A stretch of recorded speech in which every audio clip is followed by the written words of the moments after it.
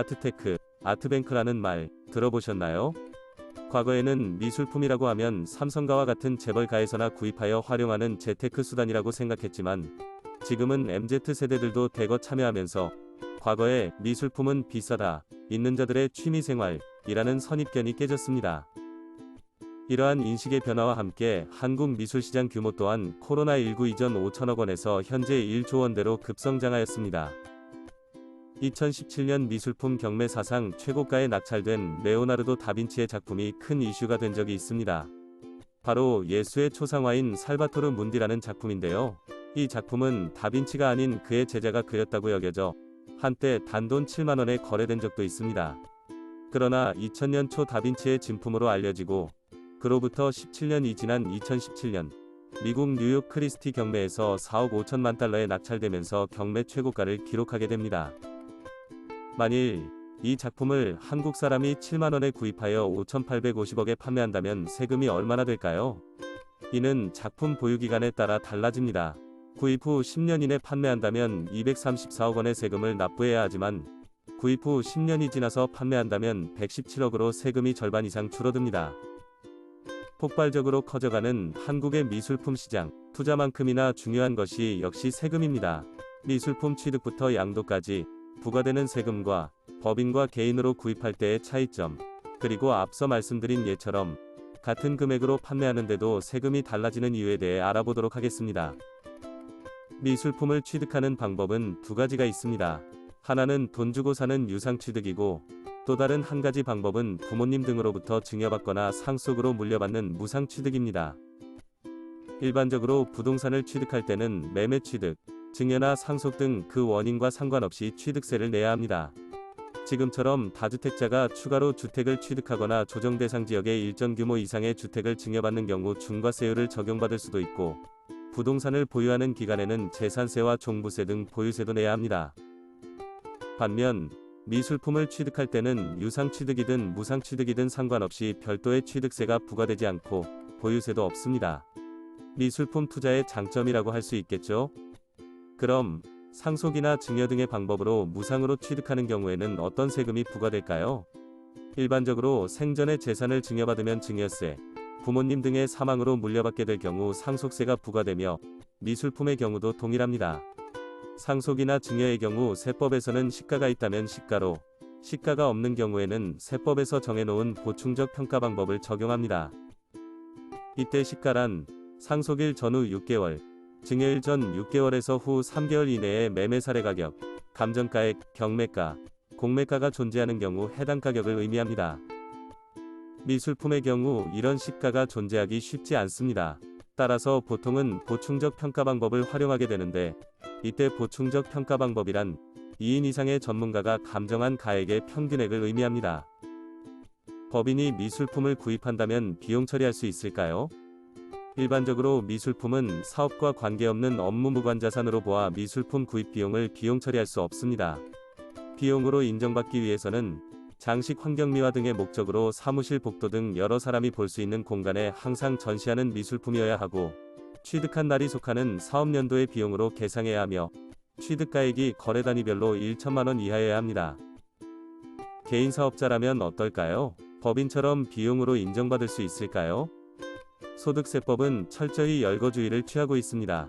즉, 법에 열거된 항목에 대해서만 세금을 부과하고 비용으로 인정해준다는 의미입니다.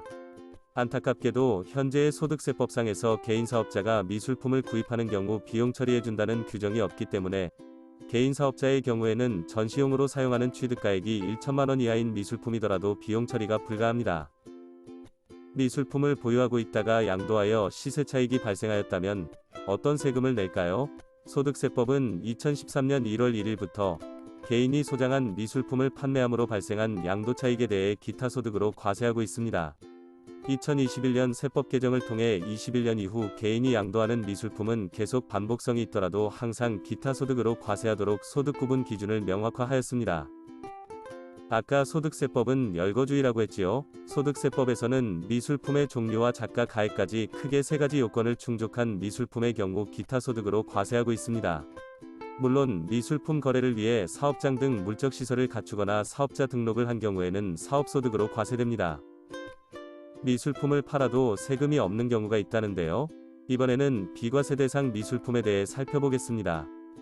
만약 부동산을 취득해서 2년간 2억의 시세 차익을 남겼다면 38%의 세율을 적용받아 약 6천만 원의 양도소득세를 내야 합니다.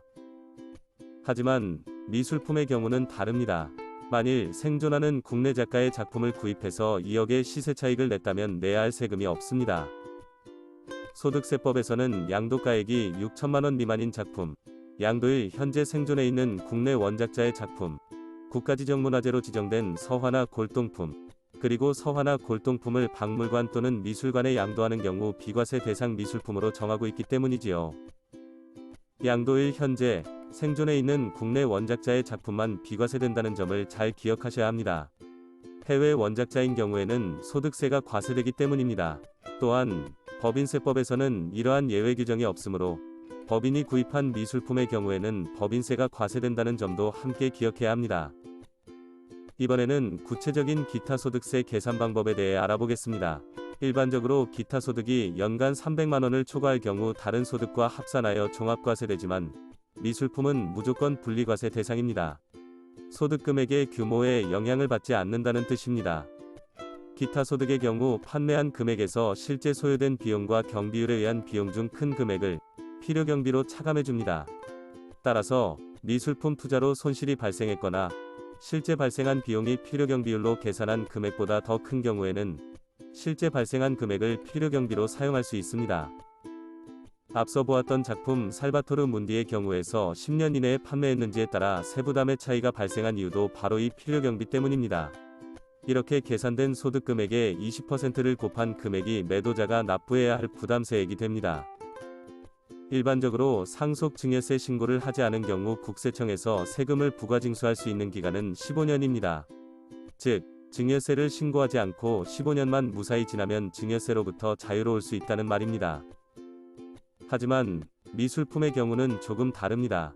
등기 등록 또는 명의개서가 필요하지 않은 유가증권, 서화, 골동품 등 50억을 초과하는 상속 또는 증여재산을 상속인이나 수증자가 취득한 경우에는 해당 상속 또는 증여가 있음을 안 날로부터 1년 이내에 상속세 및 증여세를 부과할 수 있게 되어 있습니다. 따라서 실질적으로는 제척기간이 없다고 할 수 있습니다. 특히 신고 없이 증여 또는 상속받은 미술품을 처분한 대금으로 부동산을 구입할 경우 자금 조달 계획서 제출 또는 자금 출처 소명 과정에서 적발될 수 있으니 주의해야 합니다. 최근 떠오르는 미술품 투자와 관련한 세금에 대해 알아보았습니다. 모두 현명하게 절세하고 성실하게 납세하시기 바랍니다. 감사합니다.